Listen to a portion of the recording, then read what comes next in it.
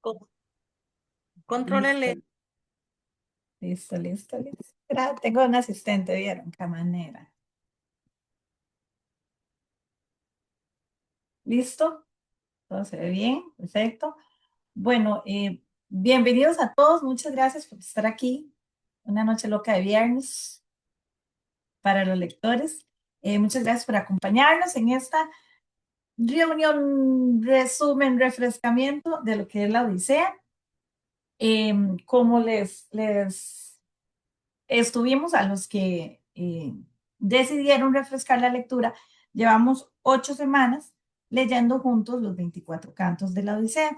Entonces la idea ahora es comentar un poquito, hacer como un refrescamiento, curiosidades, cualquier dudita que nos haya quedado por ahí, aclararla para ya estar listos para ir a criticar la película la otra semana. Eh, de paso, les invito, tenemos una función privada para el club de lectura el viernes 17, todavía nos quedan entradas, entonces eh, por ahí invitados, los que no, pues ojalá la puedan ir a ver en su momento.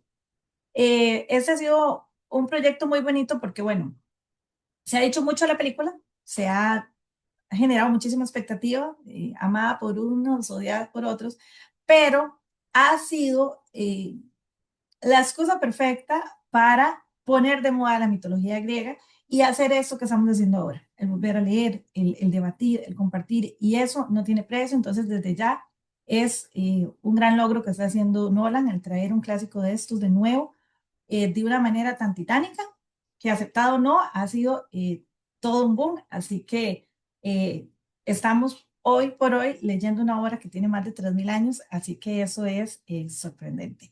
La idea no es como resumir, porque ya leímos los que hemos leído y los que no, va a ser como refrescar un poquito. Eh, bueno, recordarles, ¿verdad? Que es una epopeya griega escrita por el gran Odiseo, ya, que narra las aventuras de Odiseo en su largo regreso a casa tras la guerra de Troya. Hay un antecedente en la Ilíada que ya vamos a ver también, y ese viaje básicamente trata de Odiseo volviendo a casa después de la guerra de Troya, lo que le toma 10 años y un montón de situaciones que ya vamos a hablar. Aquí hay todo un debate del papel que juegan los dioses, y no solo los dioses como haciendo su voluntad, sino también las consecuencias de los actos de los mortales también. Entonces, vamos a ver por ahí qué tan responsable fue Odiseo de la odisea que le correspondió para volver. Y luego vamos a ver en una etapa final de la obra el regreso a Ítaca y ese enfrentamiento que él tiene con los pretendientes que están en su casa. Ay, no les he presentado. El día de hoy, Dila, nuestra querida Dilana, nos va a ayudar a hacer esa presentación. Dila es una apasionada, bueno, todos conocemos a Dila, ¿verdad? Que sabemos que es una lectora apasionada, súper inteligente, súper carga. Y Dila es muy, le encanta ese tema de la mitología, así que ¿quién más y quién mejor que ella para llevarnos ahí? Entonces ella va a estar eh, ayudándonos por esa parte. ¿Ok?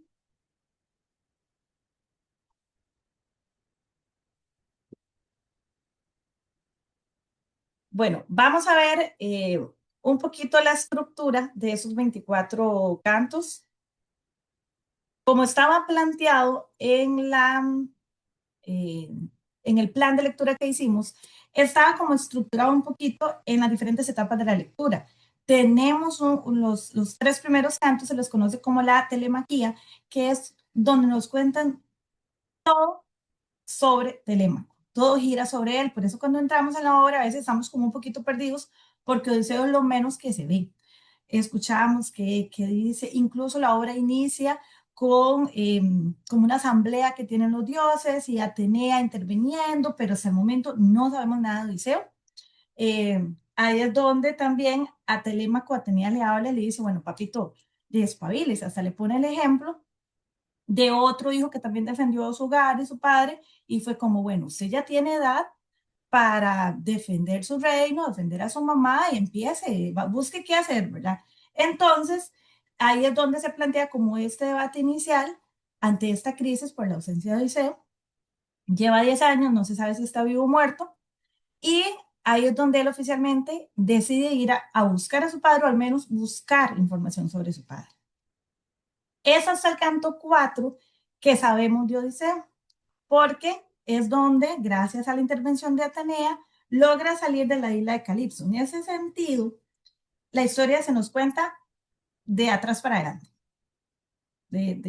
al revés, porque él está saliendo de ahí y va hacia la isla de los Feacios, y eso está en el canto 7 y 9, que él empieza a contar su historia. Entonces aquí tenemos un cambio de narrador muy interesante, porque ya no nos están narrando la historia en general, no es Odiseo contando la historia por sí mismo. Y aquí es donde tenemos eh, una analepsis, que es una regresión en el tiempo, en donde él empieza a explicar que todo empieza con Polifemo, ¿verdad? Y cómo, ya vamos a ver más adelante, es todo lo que pasa con Polifemo. Y vamos a ver, ya vamos a ver, porque muchas de las cosas que les pasa a Odiseo se las busca el mismo Odiseo, pero bueno, este, acá es donde él deja ciego al cíclope en su afán siempre de reconocimiento del orgullo. Él le dice su nombre, y así es como el cíclope puede invocar a su padre y una maldición y todo lo que viene más adelante. Entonces, él empieza contando desde ahí, luego nos va a narrar todo lo que pasa en la isla de Circe, que los que leímos el libro de Madeline Miller pudimos hacer las relaciones tan interesantes entre las dos lecturas, ¿verdad? Eh, Cómo Circe tiene un papel bastante importante porque lo guía, le dice, bueno, vaya al inframundo, haga esto, haga aquí, haga allá, haga tal ritual para que pueda ir y volver y todo esté bien. A partir de ahí, él va donde Tiresias, él le dice lo que tiene que saber, y le dice cómo salir o pasar ileso de la parte de las sirenas y de Caribdis, Scilas y Caribdis. Luego vemos que del canto 13 al 15 es donde, ok, él termina su relato, les dice, ok, sí, yo soy Odiseo. Entonces los feacios dicen, no, que se salvaría, vamos a mandarlo para la casa, y lo regresan, que los feacios también tienen una consecuencia, porque Poseidón se enoja y les convierte el barco en el que fueron a dejar a Odiseo, se los convierten en piedra, justo llegar a la casa. Entonces vean que Odiseo, la maldición no solo lo persigue a él, sino a todos los que le intentan colaborar. Él llega a su casa, pero se oculta gracias a Atenea, se disfraza de un mendigo, porque él llega primero que todo a poner a prueba su gente, a saber quién sí, quién no, quién tal vez, quiénes están a su favor, quiénes fueron leales en su ausencia. Llega incluso a probar hasta su propia esposa, pero ya vamos a hablar de eso, porque qué colerón. Y luego, pues vamos a empezar a ver los reencuentros cuando él empieza, a la primera persona que le revela su identidad es a Telémaco, porque es su aliado, y junto con Eumeo, que es uno de los servidores más fieles, y ahí es donde él entra a su casa, pero siempre disfrazado de un mendigo. Ya a partir del 19 al 21 es cuando empiezan a ponerse, a calentarse las cosas. Penélope, ya presionada, crea la prueba del arco. Odiseo, disfrazado de ese mendigo, es el único que lo logra, y pues ya se viene el cierre, que es donde él cobra venganza. Han escondido todas las armas, le ayuda a Eumeo, le ayuda a Telémaco, eh, y inicia la matanza. Agarra aquel arco, literalmente, y él acaba con los pretendientes. Luego se da el reencuentro con Penélope, él la pone a prueba con un detalle que solo ellos dos sabían, y bueno, en realidad ella lo pone a prueba a él, revelando el detalle de la cama, que estaba construida alrededor de un árbol y solo él lo podía saber, y así es como Penélope sabe que es el verdadero Odiseo. Luego viene el detalle de que los familiares de los pretendientes quieren cobrar venganza, porque recordemos que los pretendientes son como los más ilustres de Ítaca y a sus alrededores. Entonces, sí, Penélope hizo una masacre ahí de la crema innata de esas tierras, entonces los familiares cobran venganza. Justo cuando ya Odiseo está listo, ¿verdad? Venga, y ya se va a iniciar una guerra, pues llega Atenea mágicamente, los flashea y ya todo el mundo se va feliz para su hogar, y así termina la Odisea. Eventualmente, eh, Odiseo vuelve al mar, vuelve a sus aventuras, ya que Tiresias le había pronosticado otro viaje. O sea, que no era, que él se iba a volver a ir, y Penélope le dice como, bueno, si está en el destino, y bueno, ¿verdad? Porque así termina la obra hablando de eso. Pero este viaje no se escribe, no se relata, tal vez en otros relatos se menciona por ahí, pero no, Homero no escribe sobre ese relato. Más adelante en la Divina Comedia se dice que Odiseo está en uno de los círculos del infierno justamente por esta, eh, y como esa sed insaciable, ¿verdad? Que nunca se quedó quedito y siempre salió por más aventuras porque siempre pudo más su orgullo, su sed de ir a conquistar otras aventuras, así que se dice que él está en los círculos del infierno, pero eventualmente muere. Se nos cuenta en otro relato, en otra leyenda, porque estos son retazos que nos llegan de todas partes, que él muere a manos del hijo que tiene con Circe, que en una de las profecías de Teresa, él lo mata, y es otra versión que hay, pero es parte de, no es como que hay muchas versiones. Esto es un mapa de todo lo que recorrió Odiseo. Vemos que él sale de Troya y Ítaca está ahí, nada más dando la vuelta por el cabo Melea, y ahí llegaba. De hecho, en 10 años, todos los otros que lucharon en Troya llegaron bien. Solo a Odiseo le pasó esto. Y es que vamos a ver que Odiseo, ya desde la guerra de Troya, comete ciertos actos que los dioses consideran traición. Entonces, desde ahí, pues viene. Pero ya él está llegando a Ítaca cuando su tripulación abre la bolsa de los vientos y ahí es donde se los vuelve a llevar y bueno, pasa un montón de cosas por malas decisiones y ahí es donde va y viene y aquí está con numeritos, ¿verdad? La imagen. Pero sí, recordemos que solamente donde Calipso estuvo como 7 años, en donde Circe estuvo como un año. Entonces él sí duró un poquito en volver. Ahora vamos a refrescar un poquito el tema de los dioses. Entonces aquí tenemos a Dila. Dila, todo suyo. Suave. Hola, buenas noches.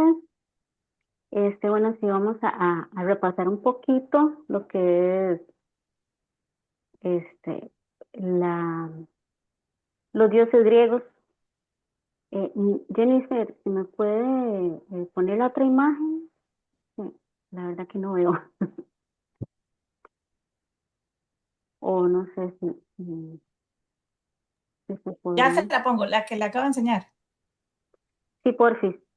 Ya se la pongo. Sí. Bueno, y para empezar, las deidades juegan un papel muy importante acá en la Odisea, porque son los que guían o los que entorpecen lo que es el regreso de Odiseo a Ítaca, ¿verdad? Y vamos a ver los dioses del Olimpo. Bueno, los dioses empiezan con el caos primordial, ¿verdad? Caos y destrucción. Eh, Están Rea y Urano, que son los primeros que dan, a ver, si me lo puedo hacer un pelín más grande, es que estoy aquí con el teléfono, Jennifer, y me cuesta un toquecito ver. Ya, muchísimas gracias. Ay, sorry, que tengo problemas con el gato. Ay, Dios. Bueno, bueno, empezamos con el caos. El caos tiene, por decirlo así, sus dos hijos, Gea y Urano. Ellos se unen y engendran a Cronos y a Rea. De Cronos y Rea salen todos los demás dioses del Olimpo que ya conocemos.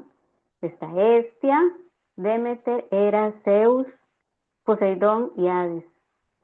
Zeus y Hera, bueno, para dar otro un poquito más de contexto, había una profecía que decía que a Cronos le iba a derrocar uno de sus hijos. Entonces, para impedir eso, se los empezó a comer. Conforme Rea los iba pariendo, él se los comía, se los tragaba. Al final, como Zeus era el más pequeño, entonces ella lo que hizo fue engañarlo, envolverlo en una piedra, envolver una piedra en pañales y dársela de comer. Después, si el gato es el confitrión. Después,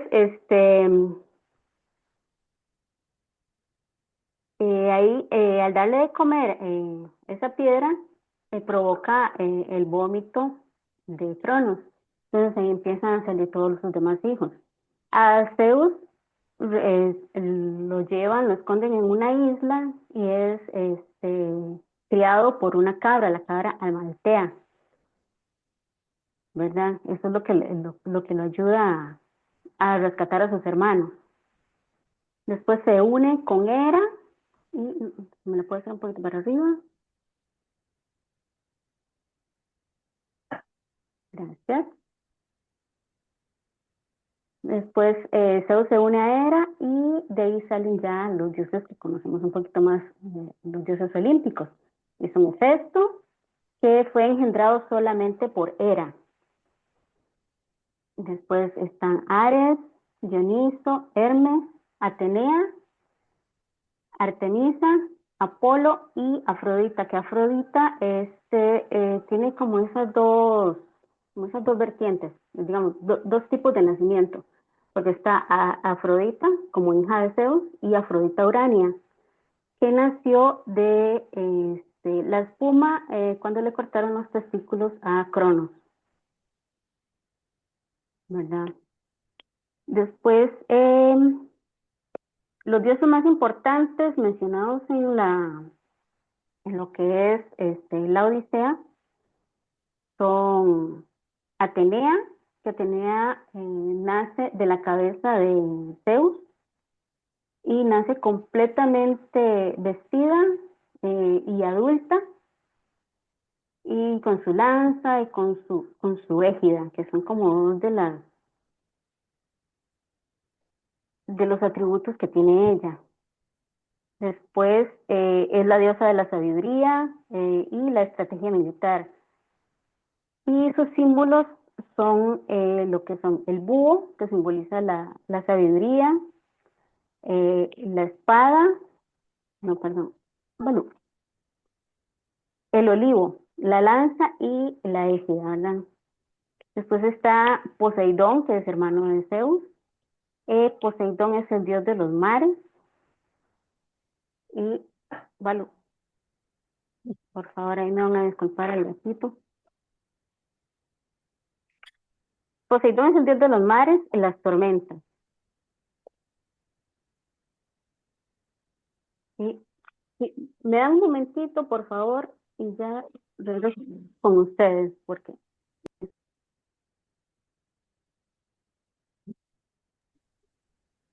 Tranquila.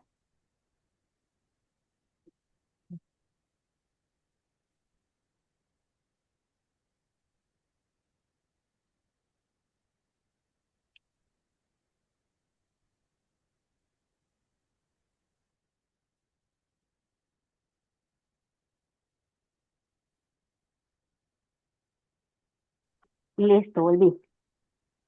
¿Qué quería hacer? Quería ser protagonista. Bueno, ¿por dónde iba? Y si me ven aquí, yendo para abajo, es que estoy revisando los apuntes, ¿verdad? Bueno, por Poseidón íbamos, es el dios de los mares, ¿verdad? Es el hermano de Zeus. Él se enoja con Odiseo, ¿verdad? Porque le ciega a su hijo Polifemo, que es uno de los cíclopes. Los cíclopes, en la que es la mitología, habían como dos vertientes, dos ramas de los cíclopes, que eran los primigenios, que eran, bueno, los gigantes como solo ojo, y eran hijos de Gea y Urano también. Sus nombres eran Argos, Brontes y Estéropes. Y esos eran, digamos, como la primera generación. Luego la segunda generación ya eran hijos de Poseidón, y el más famoso de ellos era Polifemo.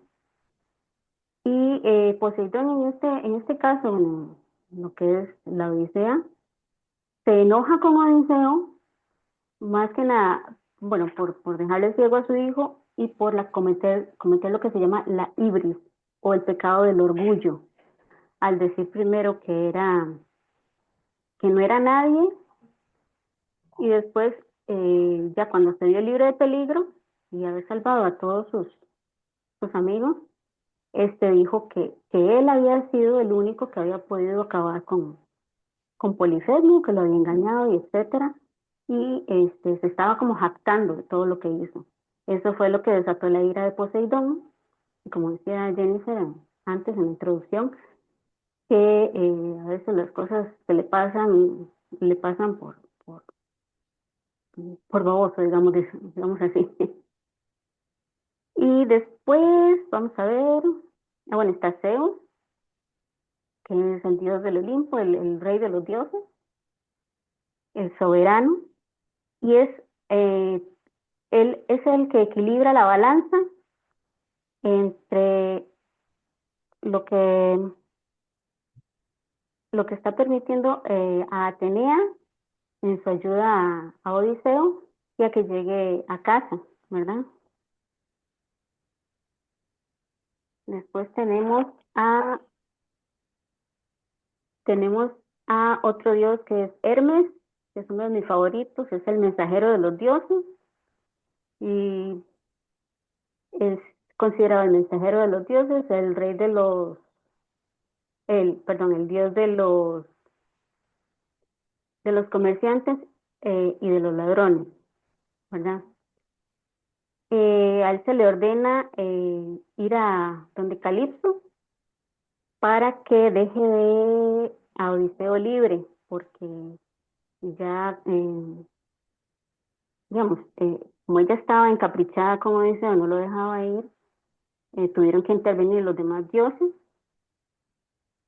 y enviaron a Hermes como mensajero para que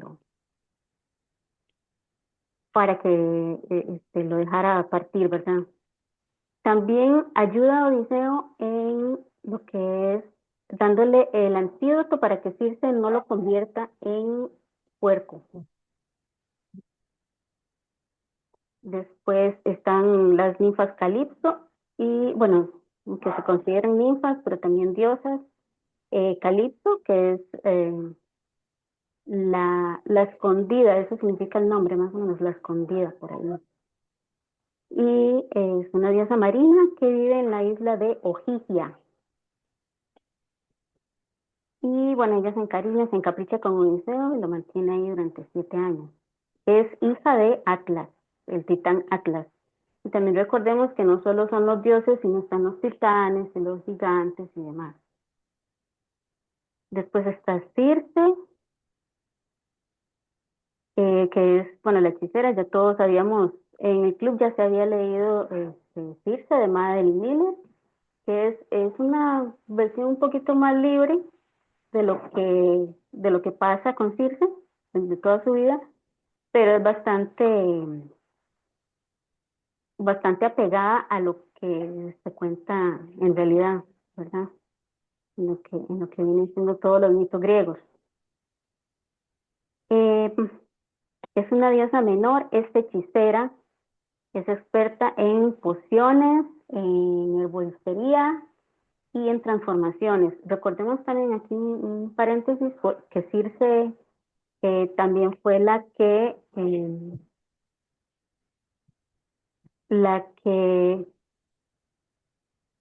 transformó a Escila en el monstruo que era, porque Escila empezó siendo una ninfa, ¿verdad? Y Circe la transformó por celos. Después, bueno, y Circe era hija de Helios y Perseis, creo que no me acuerdo ahorita cómo se llamaba la mamá. Helios y Perseis. Después también hace mención a otros dioses, como Leucotea o Ino, que es la diosa marina que auxilia a Odiseo dándole un manto para que pueda llegar a las costas de los Feacios, me parece. Después están Afrodita, Apolo, Perséfone, Hades y Eolo, ¿verdad? Bueno, otro dato importante que se me escapó ahí es que Hermes también es considerado un psicopompo. Un psicopompo es el que ayuda a las almas a llegar al inframundo y es el que guía a los pretendientes para, digamos, cuando ya se completa la venganza, para llegar al inframundo. Después siguen las sirenas. Ahí también se mencionan a las sirenas, ya dejando de lado lo que es la genealogía de los dioses, ¿verdad? Se menciona a las sirenas, que son hijas del río Aqueloo. Y la musa, bueno, hay como una más o menos discusión si era si la madre de las sirenas era la musa Melpómene o Terpsícore, pero cualquiera de las dos está aceptada. Después vivían en una isla rocosa. Es importante también aquí porque como que se cambia mucho cuando se dice que son mitad pez y mitad humano y mitad pez. En su origen eran mitad pájaro y mitad humano, ¿verdad? Y eran tres. Uno piensa a veces, porque a mí me pasaba que yo pensaba que eran un montón, pero eran solo tres. Y vivían en una isla rocosa, ¿verdad? Y en la que cantaban melodías para atraer a los barcos para que encallaran digamos, en esa isla. Y para ellas, ya sea alimentarse o simplemente verlos cómo sufrían, ¿verdad? Hundiendo sus barcos. Esas tres, las tres sirenas serían Parténope, Ligeia y Leucosia. También hay una leyenda que dice que eran compañeras de Perséfone. Y la Demeter, la mamá de Perséfone, las convirtió en pájaros, bueno, mitad pájaro, mitad humano, como castigo por no ayudarla a buscar o a encontrar a Perséfone cuando Hades la raptó, ¿verdad? Y también hay otra que dice que fueron los dioses los que para ayudar a buscar a Perséfone las convirtieron en pájaros para que ellas así pudieran buscarlas mejor desde el aire. Bueno, y también ya terminando aquí, tenemos Escila y a Caribdis. Escila, la mencionamos, que fue una ninfa que la convirtieron bueno, sí se la convirtió en ese monstruo. Y la Caribdis era hija de Poseidón y de la tierra. Ahí la tierra, digamos, era como considerada como un ser, no tanto como lo que conocemos ahorita, sino que era como considerada como bueno, una personificación, digamos, de la misma tierra. Y tenía forma de remolino gigante. Y también ahí, digamos, ahí no había escape con los barcos que pasaban por ahí, porque era o se iban con Escila o caían en Caribdis, ¿verdad? Y era un estrecho, por decirlo así. Y un datito curioso, Caribdis, Escila. Escila fue convertida supuestamente por los dioses en una roca, y esa roca está con ese mismo nombre ahora en Sicilia, ¿verdad? Así como una partecita de Sicilia. Después están las Ker o Keres, que son espíritus oscuros femeninos, que son como la personificación de las muertes violentas. Acordémonos que varias veces se mencionan ahí en la Odisea, y especialmente cuando Odiseo está con Circe, cuando está con en el Hades, en el inframundo, con Tiresias, que después llega la mamá y le pregunta cuál fue la Quer que le hizo eso, que la mató, digamos, ¿verdad? También salen así como mencionaditas por encima las erinias, que son encargadas de castigar los crímenes violentos, como decir los parricidios, los homicidios, las faltas a los juramentos y todo eso. Y ese, bueno, por el momento sería, ¿verdad? Todas los dioses y los seres mitológicos que se mencionan acá en la Odisea.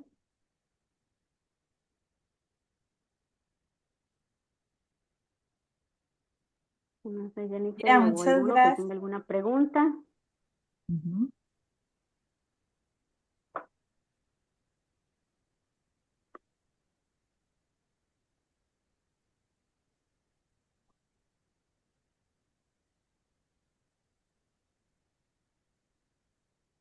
Bueno, seguimos. Si no, al final, ahí retomamos también. Dila, muchísimas gracias. Se carga. Con gusto. Bueno, ya con esta ubicación que tenemos de dioses y seres mitológicos, como decía Dila, no son solamente los dioses del Olimpo, San Titanes, todas las escrituras ninfas y todo. Entonces son muchos. Tenemos que ver como el antecedente. Antes de Odisea está la guerra de Troya. Sin la guerra de Troya no existiría una Odisea porque él no hubiera tenido que volver. Entonces, 20 años antes, recordemos que son 20 años lo que él pasa ausente. 10 años peleando en Troya y los 10 que duran volver. Y recordemos que la Ilíada nos narra a partir del año 9 de la guerra de Troya, cuando ya empieza a ponerse bueno.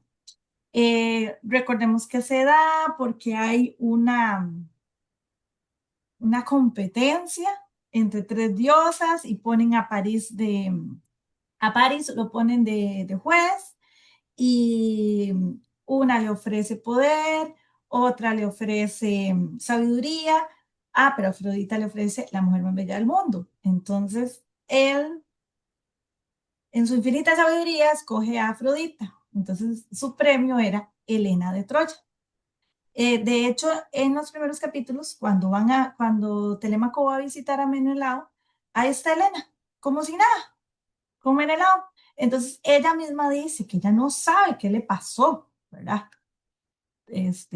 Con ese hombre. Entonces, ahí es donde se dice que los dioses son los que juegan, ¿verdad? El destino, las moiras, los dioses son los que juegan con las voluntades. Entonces, pues ahí se da todo el tema del rapto de Helena, que se fue voluntariamente, que sí, que fue una aventura, que fue un rapto. Eso ahí está siempre en la historia como un mito. Y ahí es donde es, pues, la razón o la excusa perfecta para atacar Troya, que era un puerto muy importante. Entonces fue un tema también político, ¿verdad? Eh, Llega Menelao, convoca a su hermano Agamenón y a todos los príncipes de por ahí. Y entonces es que ellos logran, sí, fingió demencia, logra reunir un montón de tropas de todas partes. Ahí es donde vemos también en la canción de Aquiles que él no quería ir, pero que él tenía que ir a luchar porque los convocan a todos, porque en su momento hubo un pacto que todos iban a proteger a Helena y bueno, entonces se van a luchar a Troya. Ahí pasan 9 años, la Ilíada inicia con la furia de Aquiles, recuerdan, vemos a Aquiles en el inframundo, en la Odisea, donde él dice que él cambiaría todo con tal de ser un campesino tranquilo, pero con vida. Entonces vuelve a salir el tema del orgullo, ¿verdad? Que está tan presente en todas las epopeyas. Eh, Pasa que Odiseo es conocido por su gran inteligencia. De hecho, si ustedes ven la forma en cómo está escrita la Odisea, se usan mucho los epítetos y siempre se repiten, según la versión. En mi versión era el astuto Odiseo o la de glaucos ojos, ¿verdad? Entonces siempre están esos epítetos y siempre los epítetos de Odiseo son como así, ¿verdad? Que es inteligente, que es brillante, que es ingenioso. Entonces en el mío decía el astuto Odiseo para todo. Él idea este tema del caballo de Troya. Aquí es donde Odiseo empieza a cometer con su gran ingenio también mete la pata, porque sí, ganó la guerra y gracias a este ardid pues logran ingresar a Troya y ganar. De hecho, Helena cuenta que ella los puso a prueba y que ella pasó por el caballo cantando las canciones que cantan las esposas de los troyanos y que estuvieron, bueno, de los griegos que estuvieron a punto de salir, pero que Odiseo les dice que, que hagan silencio, que no salgan. Hay algo muy importante en la mitología, que son como varias costumbres que por ahí estaban anotadas en los resúmenes. Una de ellas es la senia o la hospitalidad.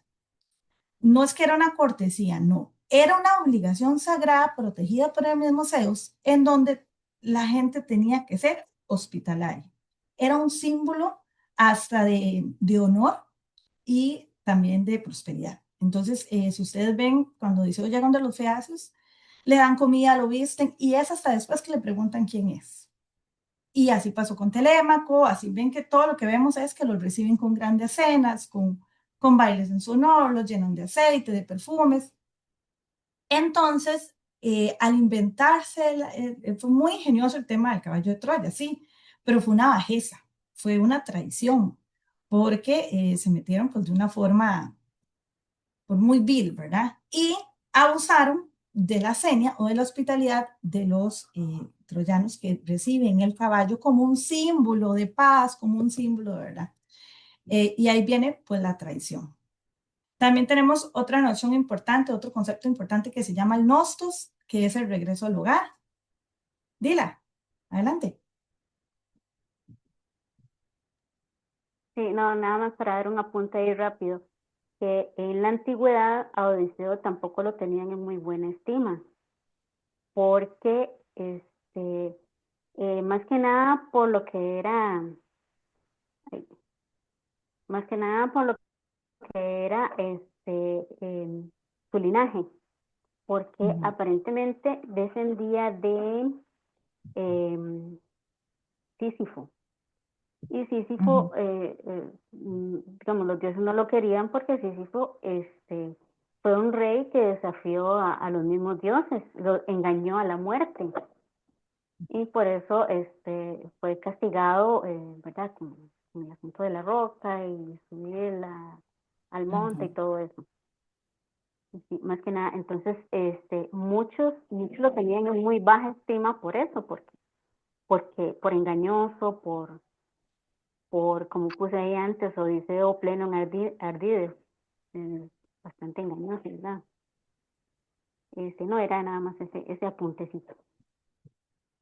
Gracias, Dila, no, muchísimas gracias. De hecho, también le pasa a Prometeo cuando se atreve a robar el fuego a los dioses. Entonces, todo aquel que se atreve a ir en contra de lo que los dioses consideraban, pues tenía un destino ahí ya marcado.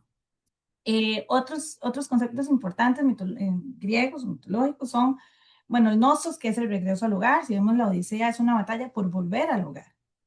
Varias veces Odiseo es puesto a prueba, por ejemplo, Circe le ofrecía la inmortalidad y él no, él quería volver al hogar y bueno. Está el Cleos, que es la gloria, lo vemos siempre, ¿verdad? Aquella gloria, aquella forma de ser un héroe, porque de esa forma se logra la inmortalidad, porque eh, había ahí un deseo, un anhelo de ser siempre recordado, de tener un linaje importante. Por eso vemos que todas querían casarse con él y tener hijos de él, porque eso implicaba un linaje. También tenemos la Metis, que es la inteligencia, que está representada por Odiseo, pero esa inteligencia cuántas veces le jugó en contra, ¿verdad? Y por supuesto, las Moiras, que son todas esas que intervienen en el destino, que desde un principio también se menciona como que intervienen, ¿verdad? Van a intervenir y cambiar por completo el destino y vemos que Zeus permite muchas cosas. Cuando Poseidón se enoja y le manda la maldición y él logra volver, uno dice, bueno, ya Poseidón no es que ya no está bravo con él, no es que ya esté bravo, sino que pasó lo que Poseidón le había pronosticado o le había dicho en su destino, ¿verdad? Que iba a durar mucho, que iba a volver solo, que ni siquiera iba a volver en un barco prestado, que ni siquiera de él, sin gloria, sin nada, y sucedió. Entonces, hasta que todo eso sucede, es que ya Zeus interviene para ayudarlo a volver. Y ya puede intervenir, porque a Poseidón no puede decir nada, porque en su momento es una cuestión de respeto entre ellos que eran hermanos, como nos explicó Dila.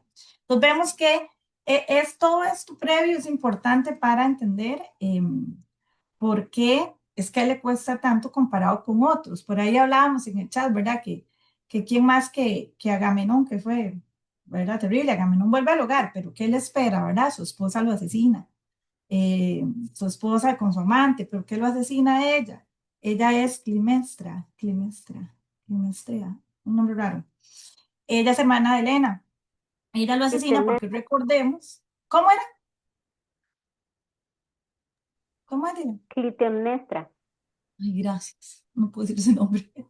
Ella es hermana de Elena, de hecho en la película está interpretada también por Lupita Nyong'o, vamos a hablar de eso. Y ella lo asesina en venganza, porque recordemos que Agamenón asesina a su propia hija para darle en sacrificio para que les dieran vientos favorables para poder partir. Recuerda que ellos duran mucho tiempo sin partir porque no hay vientos. Él asesina a su hija, bueno, la sacrifica, ella cree que se va a ir a casar con Aquiles, pero no, pues, en realidad es que la sacrificaron. Entonces, su esposa, en venganza, lo asesina. Es súper genia que quería un final terrible para Agamenón. Ahí está. Y ahora Dila nos va a hablar sobre Penélope.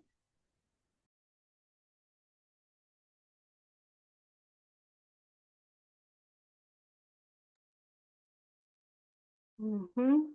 Bueno, aquí Penélope, bueno, durante siglos la recordamos simplemente como la mujer que esperaba, pero realmente solo esperaba, gobernó un reino, dio sola a Telémaco, mantuvo a sus sirvientes, engañó a más de 100 pretendientes.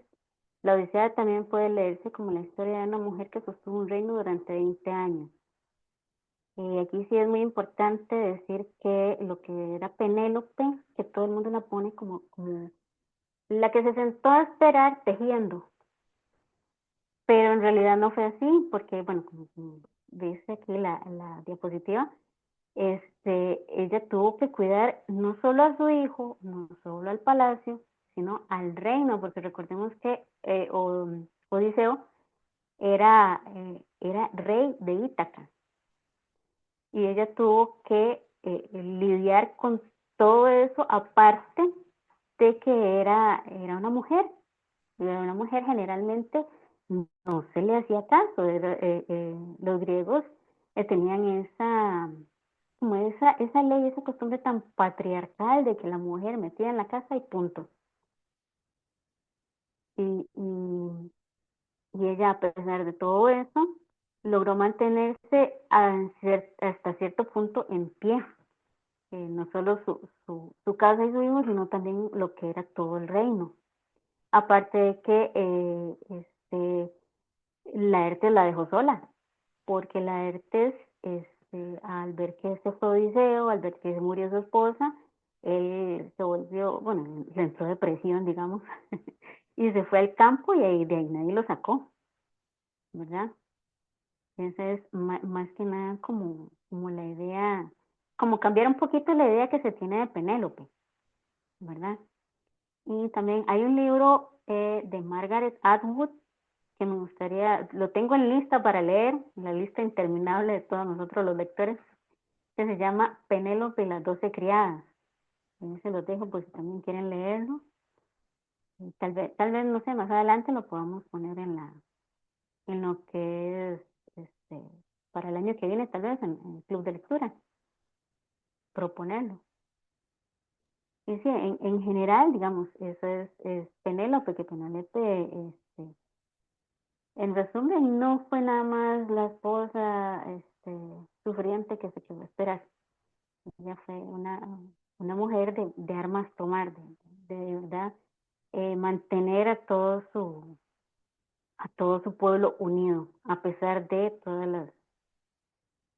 todos los problemas que se le vinieron encima.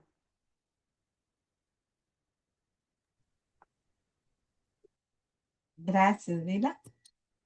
Y bueno, también tenemos personajes claves, como dice Dila, Penélope Y es vacilón, porque uno leyó, bueno, los que leímos la Odisea cuando estábamos en el cole, uno era así como, wow, Odiseo, super wow, y las aventuras, y va, y se enfrenta a los dioses, y ya uno es diferente también, y los tiempos son diferentes, y ahora ya uno lo analiza con otros ojos, ¿verdad? Ya uno ve como, ¿verdad? Entonces, es parte de que uno como lector también ya no es el mismo, que los tiempos no son los mismos. Ahora, se juzga una obra de hace 3000 años con los ojos de ahora, pero sí es importante las reinterpretaciones que se van dando conforme van cambiando el contexto. Hay personajes claves, Atenea durante toda la obra está metiendo la cuchara. Odiseo fue su favorito desde la guerra de Troya. Tenemos a Eumeo. Recordemos que cuando Odiseo llega a poner a prueba a sus empleados, Eumeo es, ¿verdad? Nos saca a todos del menú porque es de los más fieles, de los más leales. Es como uno cuando quiere el aguinaldo y propiando al jefe, ¿verdad? Puramente, él sin saber que era Odiseo. Igual pasa con Euriclea, que es de hecho ella es la primera que lo reconoce por la cicatriz. Entonces vea que ni el Padre, ni el Hijo, ni el Espíritu Santo, no, ni Penélope lo reconocen, es Euriclea. Eh, Telémaco, que tiene la responsabilidad de ayudarle, porque él logra como esconder las armas y preparar varias cosas para esa masacre que se viene. Antino, que es él se autoproclama el que manda de los pretendientes. Eh, Tenemos a Melanto, que es uno de los criados que traiciona a Odiseo. Mentor, Melancho, que también son parte de los personajes que están en Ítaca. Luego, durante el viaje, tenemos a Circe, Calipso, Menelao y Helena, que los visitan, el nombre que me cuesta decir, y Agamenón, y Euríloco y Alcino. Alcino es el rey de los Easos, que es importante porque logra que Odiseo vuelva. Entonces, todos, en cierta manera, van a aportar algo sumamente vital para la obra. En curiosidades tenemos detalles importantes como el tema de la cama, ¿verdad? Que Penélope también es muy astuta. Es que Penélope también, ¿verdad? Se las trae. Y ella lo pone a prueba, bueno, Juliana, sáqueme la cama. ¿Por qué no dormir ahí? ¿Y él cómo la va a sacar si está pegada? Entonces ahí es donde ella se da cuenta que sí, porque lo reconoce. También con el tema del remo, ese remo va a ser importante para la aventura que viene más adelante. Luego tenemos la cicatriz, que le había hecho un jabalí, ¿verdad? Y todo esto, que se lo reconoce Briclea.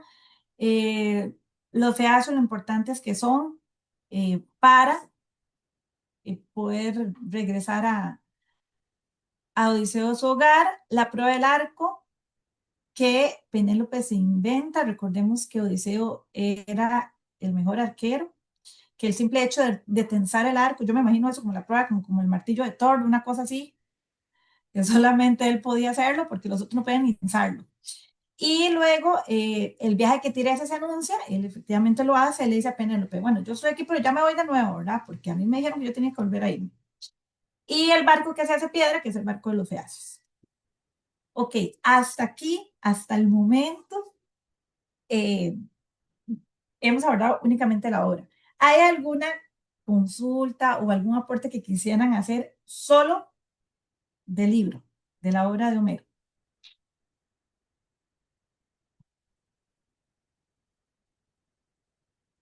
¿Sí? ¿No? ¿Todo bien? Tal vez mencionar, como lo que hablábamos antes, Jen y yo, que bueno, la primera vez que yo leí este libro fue hace, no sé, más de 27 años, tal vez, no sé, 28, cuando estaba en el colegio. Y cómo cambia ahora, tal vez uno ya más mayorcita, ¿verdad?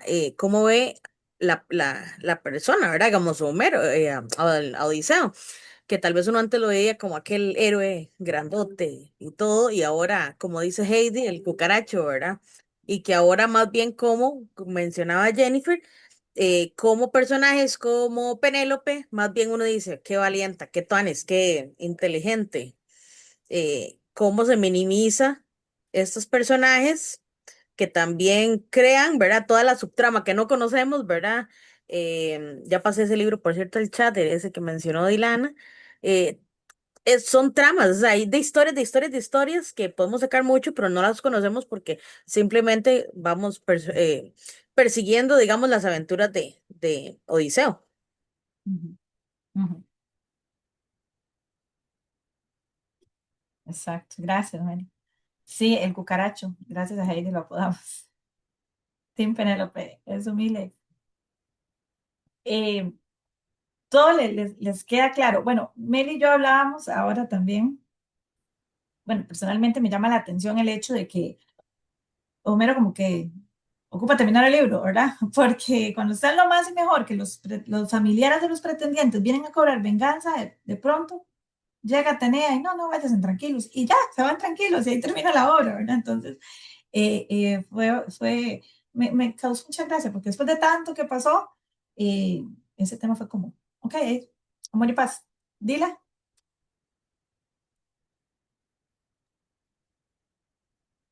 Sí, bueno, ahora que usted dice que el final como que les quedó debiendo, hay otros autores, que mencionan, digamos, por ejemplo, el viaje que hizo Odiseo, no me acuerdo a qué lugar, para hacerle las ofrendas a Tiresias.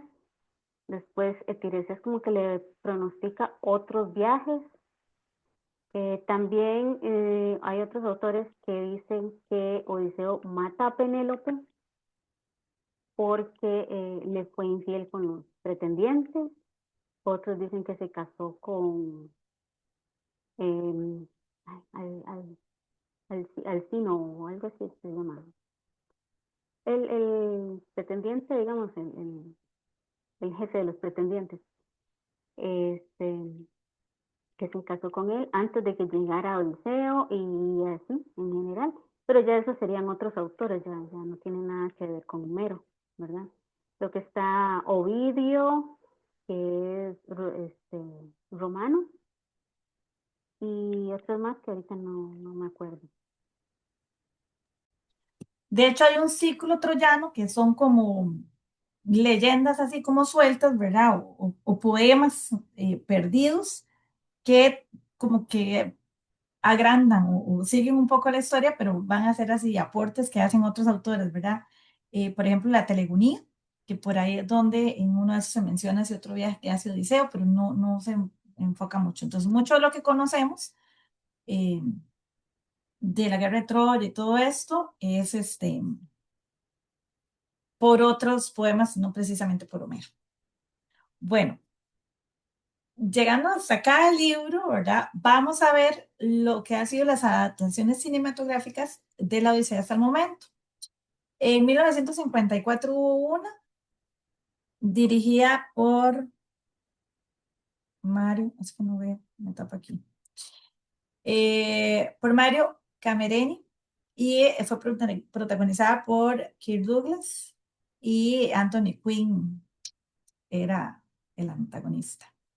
Luego en 1997, que es como una de las más conocidas, eh, tuvo ahí bastante gente interesante. Tuvo a Vanessa Williams, Isabella Rossellini, que en aquel momento era toda, ¿verdad? Y esa ha sido ha trascendido mucho como en el imaginario de la gente. Y pues ahora que viene la tan esperada, dirigida por Christopher Nolan. ¿Qué esperar? Que es como ahorita la expectativa, ¿verdad? Que tenemos todos. ¿Qué se sabe hasta el momento de esta adaptación? Bueno, tiene una duración de 2 horas y 52 minutos. Se dice que es la más larga después de Oppenheimer, también de Nolan. Pues va a venir potente. Eh, Tiene la innovación de que fue rodada con este formato de IMAX, que, bueno, se ha dicho mucho, ¿verdad? Los que saben de eso entenderán más, pero es otro tipo de formato diferente que se usa de cinta, que son las cajonas de antes, y lo que hace es como que la imagen es captada en 70 mm y no en 35, que es lo normal. De hecho, se dice que muy pocas salas de cine están aptas para poder ver la imagen como realmente fue grabada. Esto meritó muchísimo trabajo, no tiene tanta generación de efectos especiales, muchas cosas son reales. Antes bien, bueno, es como están en promoción, hay material de material y hemos visto en redes montones de cosas. Antes vi una entrevista, pero estaba en inglés, no entendí nada, pero era básicamente Matt Damon, estaban los protagonistas y Nolan sentado, y yo solo entendía como que él casi se ahoga en el mar y que Nolan decía acción y que le tiran un chorro de agua, entonces muchas escenas son reales, ellos grabaron en el mar, los actores fueron expuestos a realmente muchas cosas para hacerlo muy realista, porque Nolan en eso es muy comprometido. La filmación duró varios meses en el 2025 y anduvo por Reino Unido, Marruecos, Italia. Y contó con un presupuesto de 250 millones de dólares. Y es una de las más caras de la historia. Solo pagarle a ese elenco, yo me imagino. Y tanta la reputación de Nolan y el dinero invertido que se dice que de ellos solamente Robert Pattinson fue el único que pidió leer el libreto antes. Los demás dijeron sí a todo. Sí a todo, dijo Mel. Eh, ¿Qué podemos esperar? ¿Cuál es la expectativa? Mucho se criticó por su adaptación libre, porque tiene cosas que no son de la época y bueno, pero y ninguna adaptación va a poder contar todo íntegramente. Son 24 cantos, es demasiado lo que hay y nada va a superar la imaginación humana. Todos nos imaginamos a Odiseo, a las aventuras de una manera diferente. Entonces, qué va a elegir, qué va a dejar por fuera, qué va a cambiar? Ya se ha tomado licencias, ya hay toda una polémica porque Lupita Nyong'o es negra, ¿verdad? Por ejemplo, eh, vemos también que en los promocionales se ve el caballo de Troya, entonces va a haber un poquito de regresión, que fue lo que hicimos ahorita, ok, no existe la Odisea sin la Ilíada, entonces tal vez en dar el contexto, pues va a empezar con el caballo de Troya, ¿verdad? Entonces, es toda una emoción. Entonces, aquí quiero preguntarles, ok, ¿qué esperan? Em, ¿qué sensación tienen ustedes de la Odisea? Y con esa idea que tienen de la Odisea, ¿qué esperan de la película? O con lo que han visto, ¿qué idea tienen de ella? Entonces, aquí nos gustaría escucharlos a ustedes.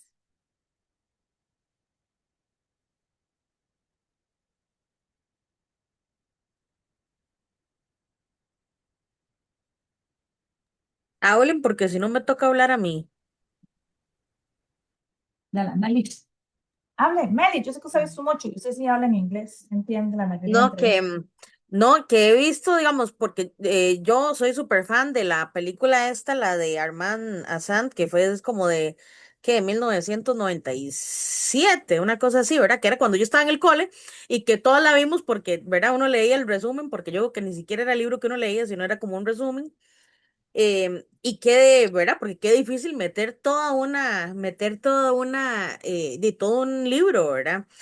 Pero y también eso era una película de televisión, no había presupuesto y todo lo hicieron como muy así, ¿verdad? Como muy humildito, pero bien hecho. En esta va a haber sangre, yo siento que sí va a haber sangre, empezando porque ya dijeron que tiene que ser mayores de 18 años, yo creo.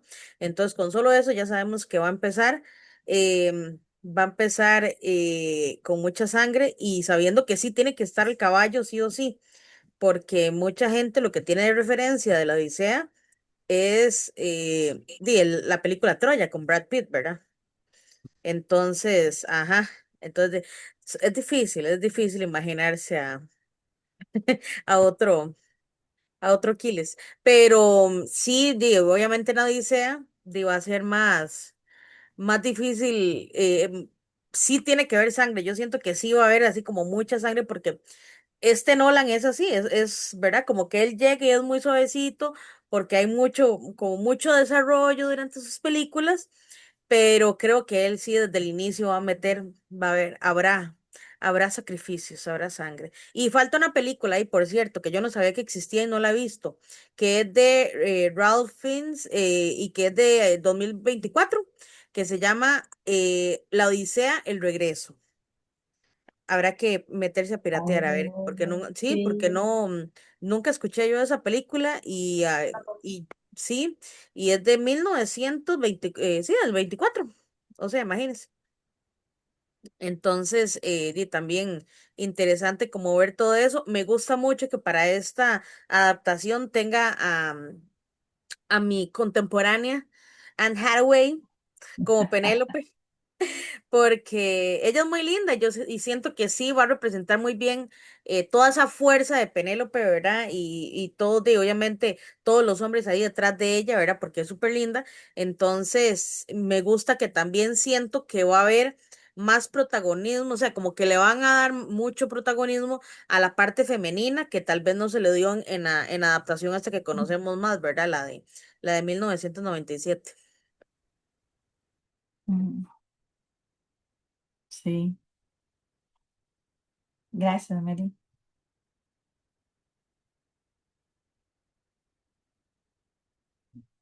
Dice Nela que qué difícil ver a Matt Damon como cucaracho.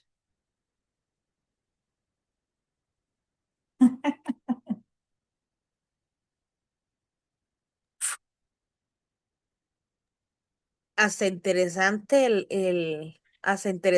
esa escoger a Matt Damon, ¿verdad? Porque, no sé, eso habla Arnel, ahora sí es cierto. Usted estaba como que no podía hablar, eso era. Qué Ah, vergüenza, porque no, vea, primero que chiva esta reunión. ah, gracias. Y yo creo que nos pasan, esto es que hay dos vertientes, ¿verdad? La gente que lee, como este grupo, va con expectativas distintas a la gente que no solo no lo leyó, no lo va a leer y no le importa. Y no importa, ¿verdad? Uno dice, bueno, como decía Jenny al principio, qué increíble que 3.000 años, ¿cuántos años después? Bueno, la vida, lo que ha pasado desde que escribieron eso, a que ahora lo estemos leyendo otra vez. Entonces, pero hay alguien que va a decir, mire que la Biblia, bueno. Entonces, yo creo que uno tiene que verlo como dos cosas distintas. Como el libro es el libro y la película es la película, y cuando uno va a una película con tantas expectativas a veces, eh, primero, yo la verdad es que no soy muy, uno se hace como camote con ciertos directores. A mí nunca ha sido mis directores muy guau, porque él es muy de cosas de tecnología y mucha acción. Bueno, para los que aman a Batman, ya iban a ir derretidos, porque ya saben que a él le gusta la acción y por eso tiene esos personajes tan... Interstellar también la hizo y, bueno, Oppenheimer, pero entonces es un tipo que hace grandes producciones, ¿verdad? Entonces, él no se iba a centrar solo en lo dramático, ahí tiene que estallar, ahí tiene que haber fuego y sangre, pero también él tiene el reto de que hay gente, yo creo que estoy segura, a ver, aquí debe haber gente muy joven, pero todos teníamos en nuestra cabeza que era un cíclope, en su cabeza y tal vez su cíclope es verde, o en la mía tenía pestaña, el ojillo, o solo el muñequito de, ¿cómo se llama la de muñequitos? Monsters, Inc., ¿verdad? Ese es un cíclope, de alguna manera es un cíclope. Magler Wazowski. Whisky, ajá. Sí, entonces para mucha gente es la primera vez en la vida que va a oír la palabra cíclope y entender qué es.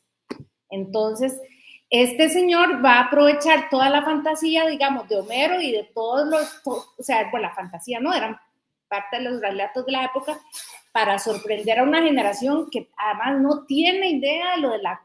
Es que uno cree que todo el mundo sabe quién fue Julio César o que la Helena de Troya y que el caballo. Uno porque yo no sé, tal vez leía Asterix y Obelix y todo ese montón de carajadas y chiquillo se hacía la idea, pero hay gente que se va a ir a enfrentar a eso y va a salir así. Y además para nosotros, yo creo que en este grupo hicieron esto tan lindo de leámoslo juntos y repasémoslo, porque uno quiere como conocer todo lo que hay detrás, pero yo la verdad es que si le sale mal, yo lo perdono, si le sale bien, me alegra, pero estamos en 2026 y él tiene que hacer además para justificar ese montón de plata, ese súper es, además porque si uno quiere como más bien que a usted le quede un mensajito, usted dice, bueno, voy a llevarme 3 actores muy, muy, muy guau y el resto, ¿verdad? No, además no solo hace provocaciones como de poner a Lupita Nyong'o, al que fue antes Juno, a Elliot Page, que para mucha gente que aparte, tal vez hasta que vio la transición de él en la serie aquella de Umbrella, no sé qué, hasta ahora van a ir a ver, y hay gente que va con ese morbo, ¿verdad? Entonces, yo sí creo que uno tiene que ir a disfrutar lo que él haya propuesto. Y lo que a mí me parece chiva es esto, que ya ha llegado un momento para el cine que dicen, ¿con qué sorprendo a la gente? ¿Con qué sorprendo a la gente? Y que este señor diga, seguro además tenía el clavo, ¿verdad? Yo quiero hacer eso, porque es como le complicaron todo, no es un héroe como el que ha hecho ya Batman, es algo, Interstellar es espacial, esto es más difícil hacer algo tan épico que poner a un astronauta en circunstancias absurdas, ¿verdad? Y si es algo histórico, ya lo hizo con Oppenheimer y le fue muy bien. Entonces, yo creo que todo lo que hemos leído, alguna que otra titular de que wow, que qué bárbaro, pero yo estoy segura que no me va a gustar tanto. A mí me parece que el director que ha provocado a todos estos es ay, Dios mío, gordito amigo mío, Guillermo del Toro. O sea, él los sacudió a todos diciendo, ustedes, la verdad es que ustedes se hacen muchas bolas, y desde que él hizo el laberinto del fauno con estos bichos y estas cosas, con una historia muy simple de una niña que leía y tal, entonces yo creo que este señor a los lectores nos está haciendo volver a leer y nos va a dar un popi y con eso vamos a estar contentos, pero a la gente que no lee nada, imagínense lo que es por primera vez decir, ¿en serio metieron un caballo lleno de gente? Y todo el mundo, ¿verdad? Uno cree que para muchos, inclusive yo la verdad es que no quise devolverme a leerlo, yo voy con lo que me acuerdo, porque uno se acuerda, yo no sé si a ustedes, a mí en el colegio, cuando le hacían a uno comprensión de lectura, le ponían como, ¿qué tenía en la olla de la cena el Quijote cuando no sé qué? Y uno, eran habas o eran agos, que eran como cosas, detalles para ver si usted había leído o no. Yo no me voy a estar acordando de eso, yo me acuerdo lo que yo sentí leyendo, yo me acuerdo que yo leía el Quijote y yo decía, este maje está loco, pobrecito, está jodido. Entonces yo prefiero eso que, digo, como ustedes lo recordaron, primero recordaron a un tipo muy heroico y ahora que además que tenemos otras nociones, otros valores que uno dice, qué bárbara esta mujer. Entonces, quién sabe cómo lo irá a tomar la gente, pero yo sí creo que es una cosa muy arriesgada, pero es que, y cada vez vamos a ver cosas más locas en el cine porque a la gente se le acaba la imaginación no se le acaba la imaginación, se le acaban los argumentos, entonces se tienen que devolver a lo que escribió este carajo, cuando además es un libro difícil de leer, porque no es como que uno va así, y yo no sé, ustedes, yo no. Entonces que uno dice, ¿cuál es el estilo y un estilo raro? Además hay tantas traducciones, que depende de la traducción que uno se compró, y esta es la traducción de Christoph de Don Señor.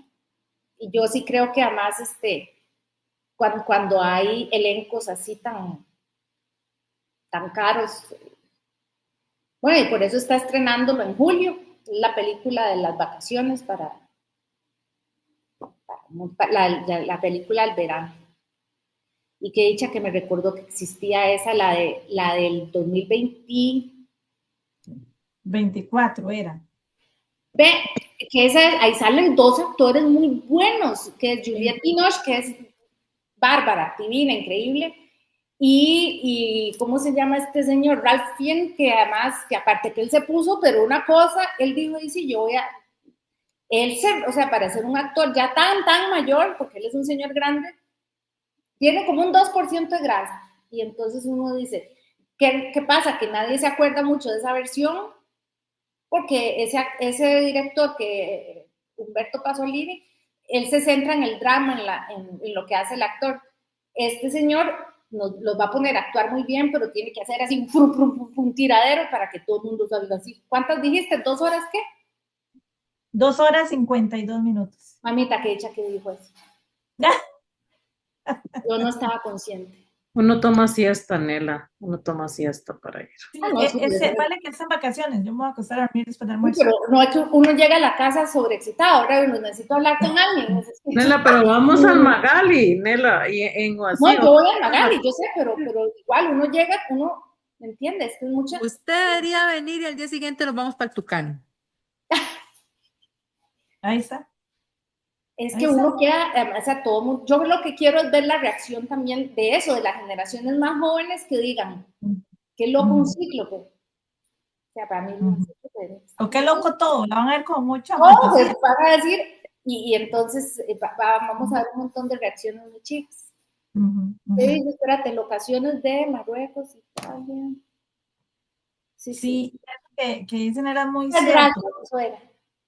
No, y cucaracho es cucaracho, aunque sea guapo, pero es que Matt Damon, además que ya se nos hizo mayor, ya tiene carita de señor, ya está como curtido, entonces ya ahora tiene carácter para que uno, en vez de verlo así, o sea, cuando hicieron Troya, ¿quién dice que estaban buscando a Brad Pitt porque era un buen actor digno?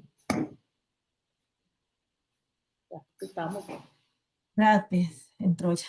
Hermano. Sí, y eso que decía Anelita es muy cierto. Si vemos el aumento, ya los productores de cine encontraron una mina de oro en los lectores.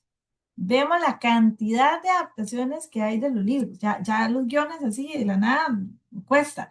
Ahora son adaptaciones o remaker o este tema.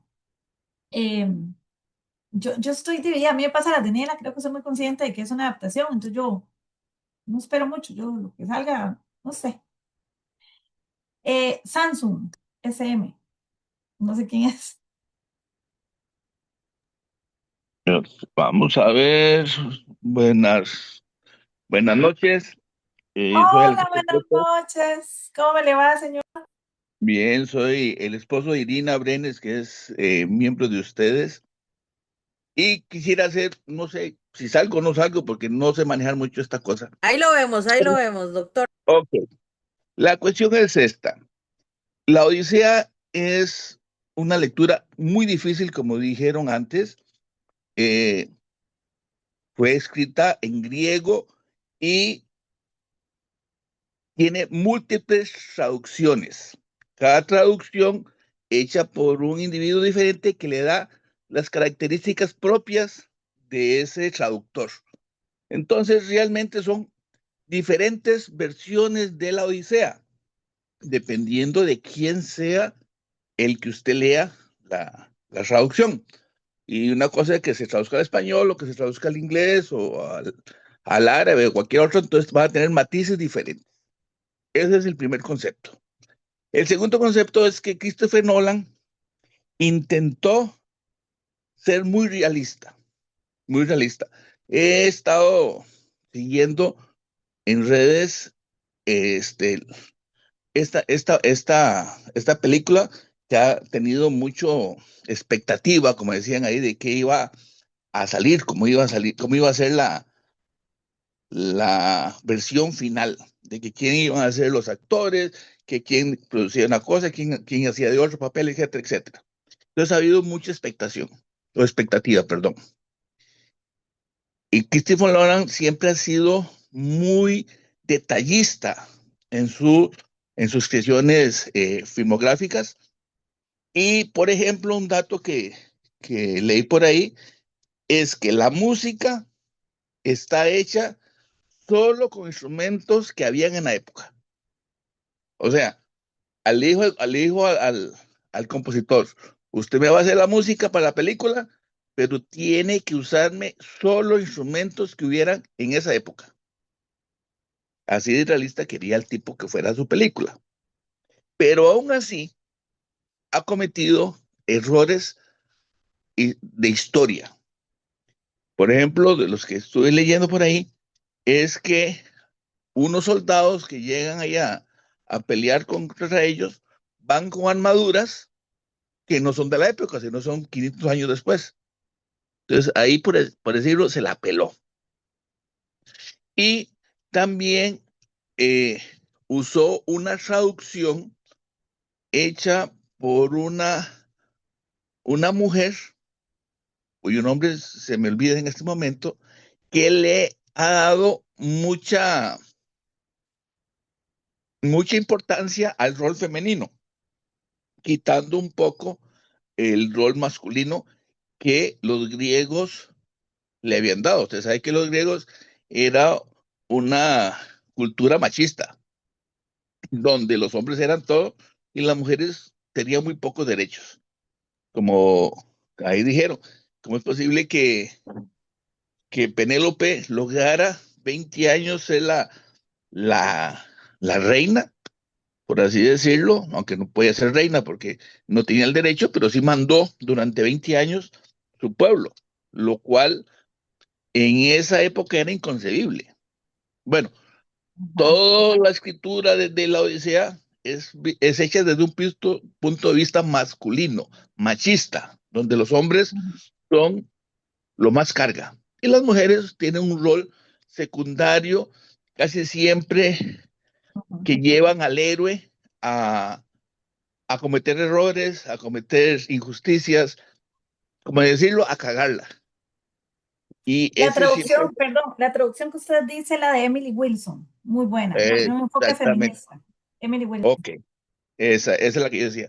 Entonces, digamos, como digo, en el griego original, la mujer tiene un rol de lesionar al hombre. En esta versión, la mujer tiene una mayor participación. Entonces, hay gente que le ha criticado eso a Christopher Nolan, que porque cogió una versión que no era la masculina, sino la femenina.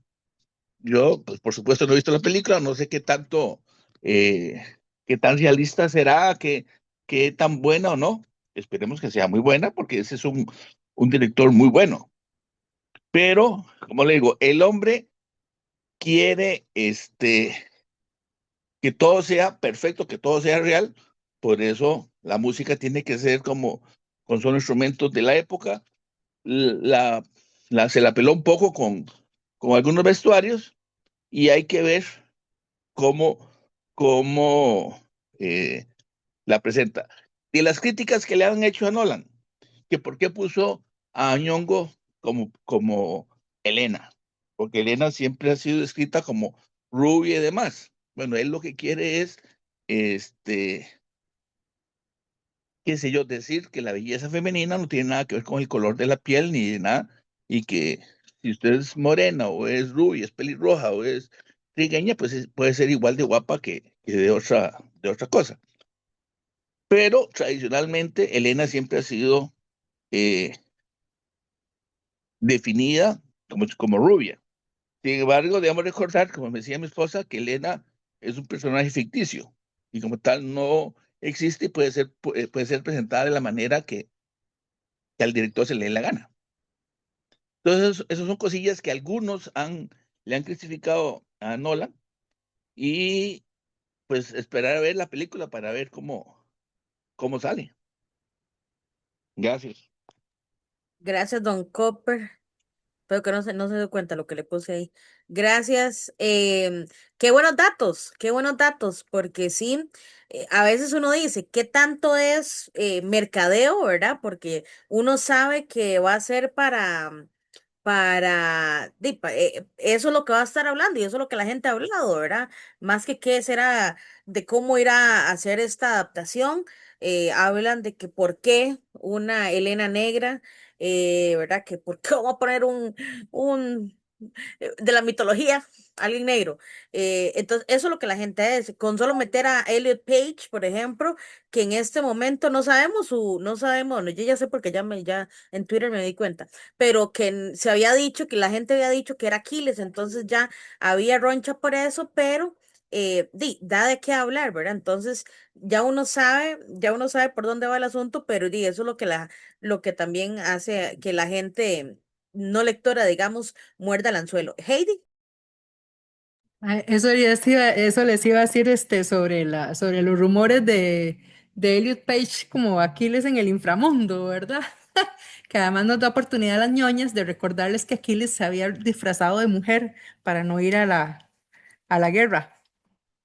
Bueno, la mamá lo había escondido en una isla y lo había disfrazado de mujer para que no se lo llevaran para la guerra. Cierto, lo vimos en la canción de Aquiles también. Ujú, sí, es cierto. Retomando lo de lo que dijo el doctor Cooper, Esta traducción de Emily Wilson fue muy comentada por el enfoque, y es que eso es lo interesante de la literatura, el lenguaje crea realidades. ¿Qué diferencias cuando nos dicen, bueno, el astuto Odiseo a cuando nos dicen el engañoso Odiseo, ¿verdad? Y no recuerdo como los calificativos de Odiseo en la traducción de Emily Wilson, pero eso cambia totalmente el enfoque, ¿verdad? Que usted le digan, bueno, el glorioso Odiseo a que usted le digan el cucaracho Odiseo. Entonces, con estos calificativos, de una vez van predisponiendo al lector hacia el enfoque. Entonces, esta Emily es muy interesante porque eh, Adrede está hecho con un enfoque más feminista. Yo no lo he leído, dicen que sí es bastante interesante.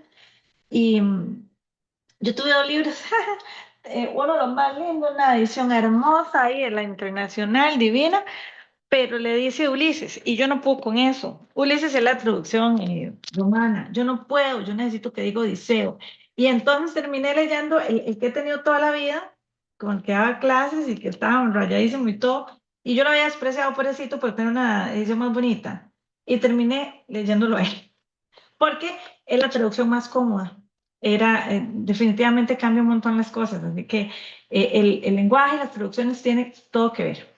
Ahora que decía Nela, esta va a ser como una traducción provenona, ¿verdad? Entonces, es una realidad que va a ser una edición libre, es una realidad que va a ser transgresora y que va a ser actual. De hecho, ya con el tema del lenguaje, el lenguaje es mucho más sencillo, porque es que tiene que llegarle a la gente, tiene que estar hecho para las masas. Entonces no se va a lograr si mantenemos la forma en que se narraba en la Odisea, ¿verdad? Que ya es pesadita. Bueno, ¿alguien más? Por ahí hay un montón de comentarios. Muchas gracias. Ahí Dila puso un dato de la primera traducción al español de una mujer, fue una escritora cubana. Qué interesante, Dila.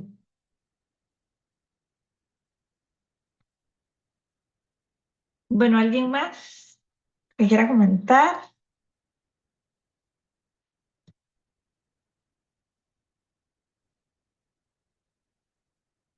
Sí. Bueno, porque si no, podemos ir terminando. De verdad que muchas gracias por esto. Gracias a todos los que se unieron a la lectura durante estas 8 semanas. Ahí estuvimos haciendo hasta memes, hasta versión chismes cuando estábamos leyendo la ordinaria del mes pasado, para tratar de hacer la lectura más amena. Porque como decía Nelita antes, estos somos nosotros que somos unos fiebres y unos ñoños y queríamos volverla a leer para tener la historia fresquita. Y para mí eso es súper valioso, que ese productor haya logrado volver a poner la Odisea de moda, es realmente lo que hay que rescatar. Y, y de verdad que muchas gracias por apoyar a estas ñoñadas, porque para eso es que estamos. Y sí, de verdad, si no hay más intervenciones, Una agradecer fotita, mucho. una fotita, una fotita. Por Dios, esto me toma foto. Mientras encendemos cámaras y nos ponemos guapos, agradecerle muchísimo a Dila. Gracias, Dila, por todo el aporte tan bonito, porque Dila, a mí me encanta. Siempre tiene un tema extra que yo no sabía, de verdad que el aporte de Dila es súper importante. Así que muchas gracias por ayudarme el día de hoy. Muy honrada con su participación y gracias a todos los que de verdad saquen el ratito. Les agradecemos muchísimo que se conecten hoy, un viernes. De verdad que muchas gracias. Bueno, ahora sí, la foto. Vamos a ver, ahí están Más bien, encendiendo gracias cámaras. a Ve ustedes Irene, Irene, por nos cuenta ahí cómo, si escucharme. ya si ya les mandaron allá en el espacio la copia Claro que de sí, Meli. Aquí en yo. el espacio exterior tengo ya el estreno, pero yo no les voy a hacer No spoiler, me haga ¿verdad? spoiler, por Muy favor, feo, sí. ¿verdad? Muy feo. Entonces, mejor nos vemos el próximo viernes en el cine y ahí la vemos todos. Y Tranquilo. Y si habrá vamos vestidos, ¿verdad? sorpresas, ¿sí? Habrá sorpresas porque Jennifer y Eje, que ya se acaba de salir Eje hace poquito, han trabajado mucho para esto, así que nos vamos a dar un taco de ojo de lo que dicen, entonces asiste, colabore, asiste, colabore. Fotita, a ver, vamos a ver, sonrían.